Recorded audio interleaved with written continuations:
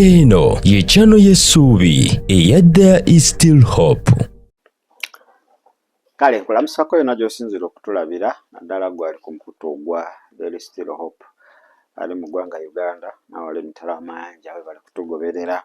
Mukama tukwebaza olwawulisa kinoomu, tukuwa ekitiibwa n'amatendo, twaniza Mwoyo Mutukuvu okutulungamya okuyita mu Kristo Yesu omwana wa Katonda omulamu tusabidde. Amiina era amiina nnyo ddala. Olunaku lwa leero njagala tulabe obubonero 8 ye 8 obubonero 7 linga 7 kwolabira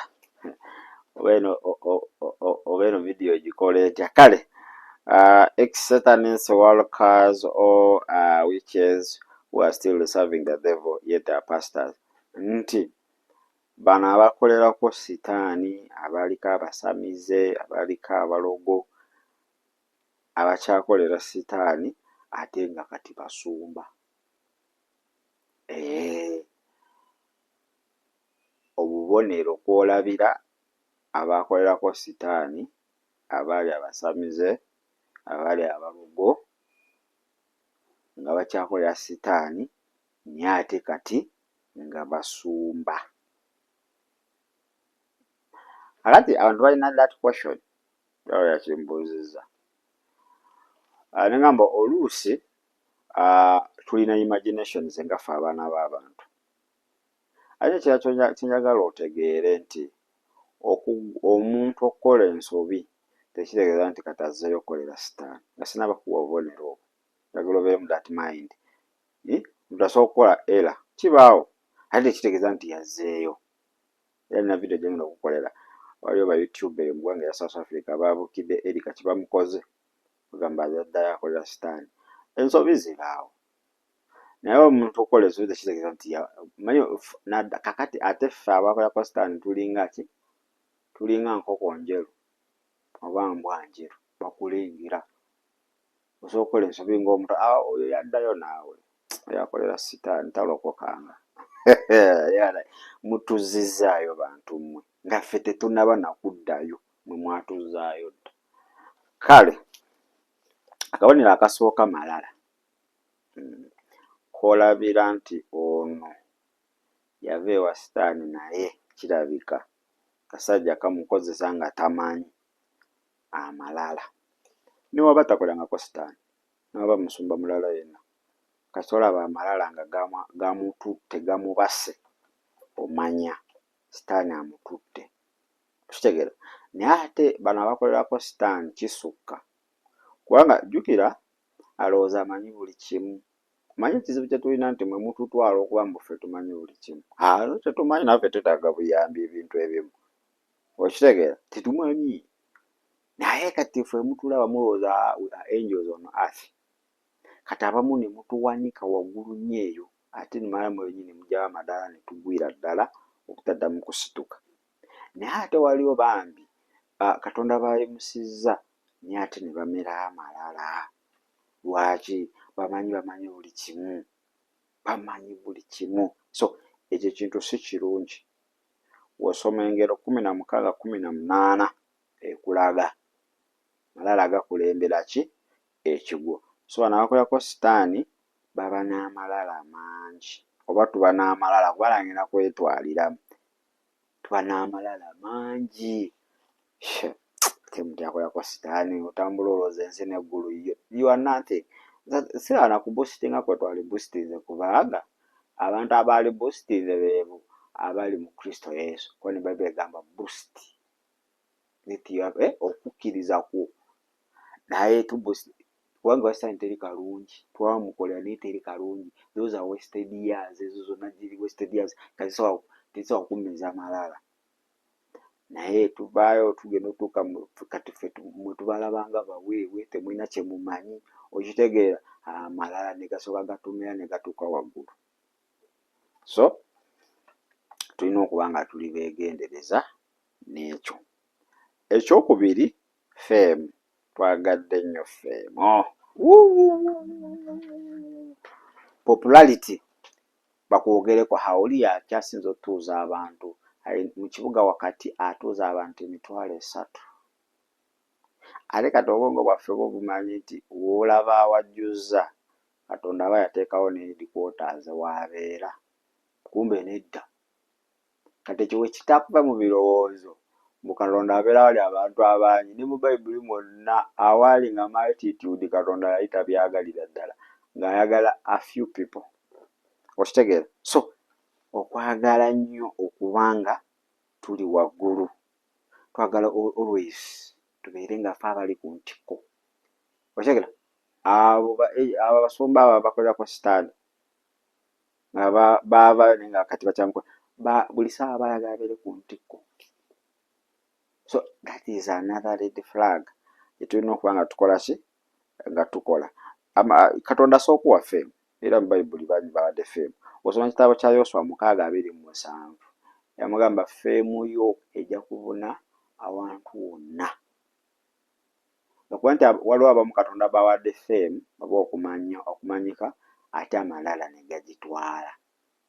N'alowooza nti magezi g'ebitabo by'ebisiibo by'ebiki bye bimuwadde ffeemu, n'asooka agyeyagaliramu. Kitegedde?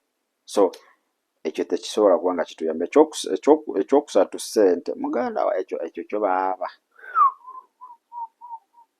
si bakolerako sitaani bokka, ssente zikubye abasumba bangi, ssente zitukubye. First Timothy 6:10 ne Matayo 6:24 love for money is the root cause of all evil. Atutuuka ekiseera ne tuteekawo doctrine ezitali ntuufu nga kuba twagala ssente. Ne ffeemu otandika otondawo doctrine gamba kakati nze nakolerako sitaani, niwe n'abagamba kino na kino tebasobola kuwakana. Naye gwe kankubuulire, waliyo abantu abali eyo nga balina okubikkulirwa. Waliyo abantu abali eyo nga bamanyi Katonda. Waliyo abantu abali eyo nga ate bamanyi sitaani n'okusinga gwe yamukolera. Ekitegedde? So abasumba abasinga kati they are making what? They are making empires. Ate naffe ne tusitwala nti omusumba asinga ssente y'alina Katonda. Ate nabo ne batandika obbibuulira. Kimanyi bamu bawulira. Ogamba otya nti olina Katonda nga tolina ssente?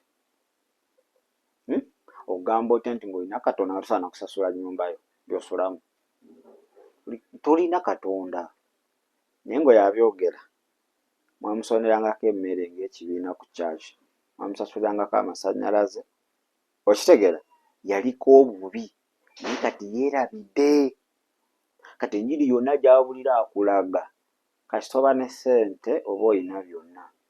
Era alaga mmwe abatalina ssente, mmwe Katonda temunnaaba kutambulako na Katonda, mukyali mu byammwe. Funa ssente olabe Katonda. Okitegedde? Singa oba otegeera bye nkugamba. It's all about money. Nti twemaking oba bemaking okubeera so rich. Oba olaba abasumba sitaani baatutte babeera so rich. It's all about enriching themselves, not caring about others. They care less about your soul. They care less about enriching your soul. Emmeeme ezo okuba nga ngagga n'okuba nga bazibudaabuda n'ozizaamu ebyo tebibakwatako. Ssente. Kitegere? Ate naffe ne tulaba pasita waffe, pasita alina amafuta, kati alina abeesefusa abamukuuma, alina abamuleeya. Watambudde amawanga. Twagula yiika 15 mu kibuga wakati, takisi paaka. Bwemanya amafuta ge tulina g'osobola okugula ezo yiika. Okitegedde? Kati iffe awantu tetwagala noonya Katonda, tetwagala kusaba, tunoonya wali mafuta. Tulinga nseenene awali obutaala we tugenda. Ekyo ekyokusatu, we can't be collected. How? Abasumba abaagwa nga baweereza sitaani tebawabulwa. Tazamuwabula gwani? Gwani amuwabula? Kyogera Katonda asobola okuyita ku ye n'ajjayo eri gwe Asha aseemuula nga yakuliisa oba yakusasulira lente n'abuka ye. Ye ng'otandika otya? Era mmwe bangi Katonda abawadde obubaka muwa abasumba bammwe naye muddusa. Mutidde. otandika oti omusajja ayinza n'okugoba katuuti yate kati omutuukako obutuusi naawe akyawo omukyaki tekisoboka ninga mwesibangawo mwenna kitegedde bwe bayita ba co-founders abatandika obuweereza mwoli niye yakuleka emyaka 10 tebawabulwa ogenda ye gwe gwali osabiddeko omulwadde omanye ennyonyi wali otambuleko amawanga gwe wali olanyeko ne sitaani kati ojja otya omuwabule how do you start to collect the pastor tebawabulwa tosobola osoma Proverbs 12:1 ngero 12:1 egamba etya nti oyo yenna akyawa okuwabulwa collection musiru sinza akyogedde Bayibuli kati bala abasumba sitaani be yatwala bami balowooza bamanyi buli kimu sitaani akutuusa ku level okubanga osobola okubanga omanyi buli kimu akulowoozesa gwawabula gwe tebakuwabula you are the counselor you can be cancelled omuntu gwoyinza okuwuliriza obanga musumba nga alinga ali ku level yo naye ate kakati Katonda n'abali ku level yo bonna baagwa kati abatume ki anoonyayo bano abambi ababeera ku mavivi buli lunaku bakusabira Mukama yamba omusumba waffe Mukama musaasire Mukama nagagenda omugambe oti otandika oti tosobola ekyokulala false doctrine batandika oteekawo enjigiriza etali ntuufu enjigiriza nyingi njigiriza etali ntuufu njigiriza ey'amazzi njigiriza eya once saved is always saved nyingi enjigiriza ze bataddewo nga teziri bibiriko yaleetawo eyiye kuba kakati mumanyi ali international ne wanatuula awo n'aleeta ekikye kati gosobola kigaala era ntera olaba abantu pasita n'aba ayogera ebintu ebitaliyo ne bakuba mu ngalo n'obabuuza naye mmwe engalo ezo temuzikubiranga ddayo ewaka okuba engalo kiro kirambo gaye Mukama ndikukubira mu ngalo okukwebaza naye pasita n'ayogera ebintu byakulwana ntalo ze nemukuba engalo n'ayogera ebitakwatagana nemukuba engalo kitegedde so baleeta doctrines ezisobola okuba nga zifitinga mu society mulembe guno gwe tulimu zo doctrines ze baleeta ziri bazivaako kale ne bakwata ebyawandiikibwa ne babifikisingamu lwaki tosobola tegeera nti gwe tosoma Bayibuli be bakusomera tandise kudda mu muzikiti balina kusomera busomezi naye nga singa weewa obudde Omutukuvu n'akubikkulira ojja tegeeraga ne pasita kyo nedda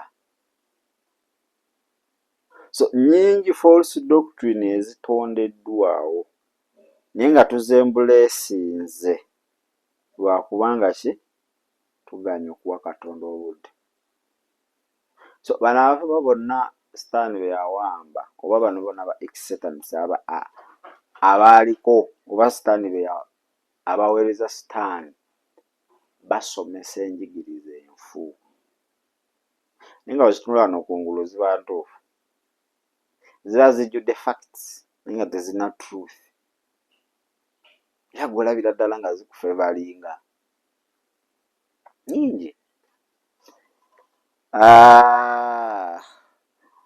ekirala kiri addition bagattamu ne batoolamu oli asobola okukwata ekintu kye n'agatta mu kyawandiika oba n'agatta mu Bayibuli oba n'aggyamu ekimufevalinga naye nga kakati omanyi njagala kuwasa mukazi wakubiri nekino ekiweta kijja kunnemesa kasooke nkijjeko nenkujja naga mpa olunyiriri olulaga nti olina okwambala empeta mpa olunyiriri olulaga nti olina okwambala empeta ate olulina n'olitakula Bayibuli mulokole teri lunyiriri lwagamba nti oba ogenda kuwasa omukazi babagatta mu kyasi ne mweyambaza empeta. Aba takumaze atoddeko n'agattamu. Bingi bye batoddemu, bingi bye bagasseemu. Nilwakuba nti tuli ignorant, naye omusajja no yayogera bituufu. Kumbe nze na pulaani yange nafunyeyo kyani, nabeeyo ki Suzani, nabeeyo ki Bridget, ate kiri mu kwaya kiweereza. Awo mazi ki Bridget, kati panandaba ate nga nina empeta ate nga ndi ku kibuli. Kati ebiddirira ne mbikola bulungi nga sirina mpeta. Omusajja yakunnyonnyola empeta, kati empeta yeegaana obwenzi. Teziriwo abazirina nga beenda okulaba nga ayogera facts njereere, facts. Naye kati nga ggwe alina omwoyo wa Katonda gw'olaba nga ono alina ekiruubirirwa. So bangi abasumba bagasseemu ebyabwe mu byawandiikibwa. Ayagala amatiza ekibiina kye. Ayinza okujja n'ebigamba n'afuwa oluzogo mu nnyindo ng'alina ky'ayisaawo. Kati ffe atukwata off guard, tuli ignorant, ate tumulabanga y'amanyi buli kimu. Manyi it's very dangerous okutwala pasita nga ye kamala byonna w'obulamu bwo, kyagamba kyogenda nakyo okitegeera.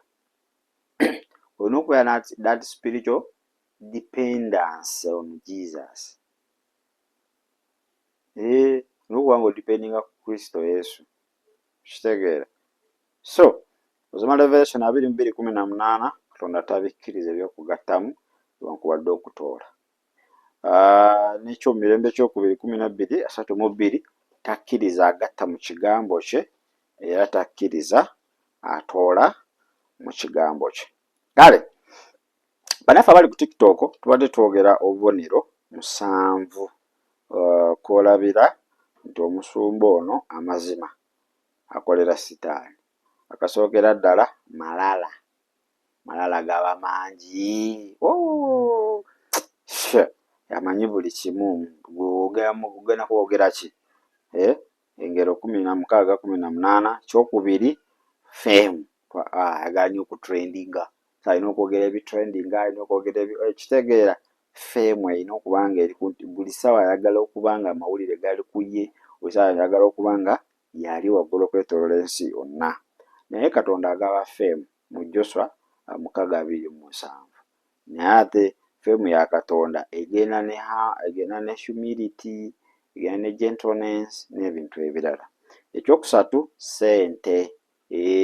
Ababa bakola kuzimba empire zaabwe. Njiri yonna ebeera self-centered, yennyini ekwekulaakulanya, yakulaakulana, kanisa tekulaakulana. Mwe musigala byebimu naye nga ye akula.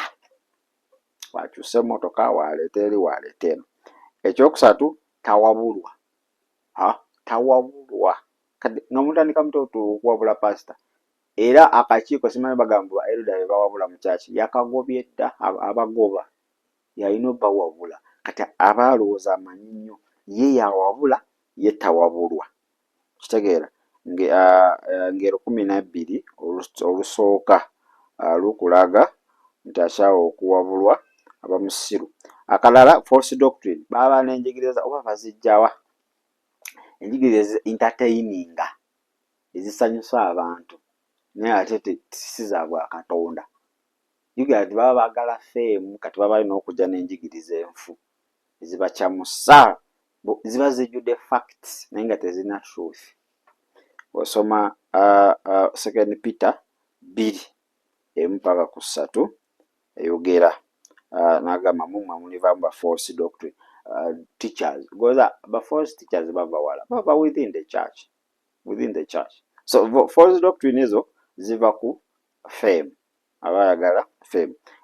Ekirala kye tuyita addition in God's word. Kigambo kya Katonda bakigattamu. Walaba ekimuyisaawo n'agattamu, walaba ekitamuyisaawo n'akitoolako. kitegedde tebakireeta nga bwe kirina okubeera.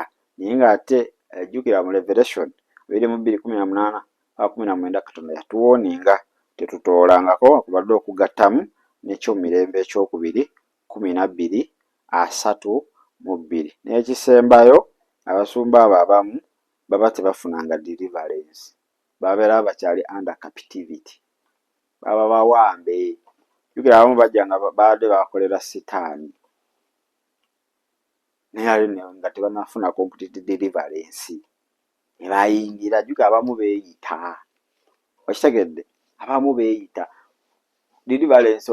Abamu balina deliverance ya busungu, deliverance ya bujja, deliverance ya butaagaliza, kati aba agenga ministry nga still tanaba kufuna that complete deliverance. Naye nsobola Mukama ajja tuyamba atukolemu omulimu, atubeere abaweereza abasaanidde. Gambayo Yesu onsaasire wemba omukwabo, naze n'omusaayi gw'ontukuze mu Kristo Yesu omwana wa Katonda omulamu. Amina era amina nnyo ddala. Gwatanaba kubanga ofuna obulokozi, gambayo Yesu olwaleero. Nzikiriza okuwa obulamu bwange tubeere omulokozi era mukama waabwo. Saasira obutali butuukirivu bwange, onaze n'omusaayi gw'ontukuze okuyita mu Kristo Yesu omwana wa Katonda omulamu tusabidde. Amina. Kale kanetwolemuko katono nnyo wenkomawo, ate bingi bye tugenda okuba nga ate twogerako makya malungi. Weebale kulaba There is Still Hope. Okumanya ebisingawo tukubire ku 0752 34 14 47 oba ku 0761 08 83 15. Osobola n'otufuna ku email eyatishitv74@gmail.com. Eno ye There is Still Hope, channel y'essuubi.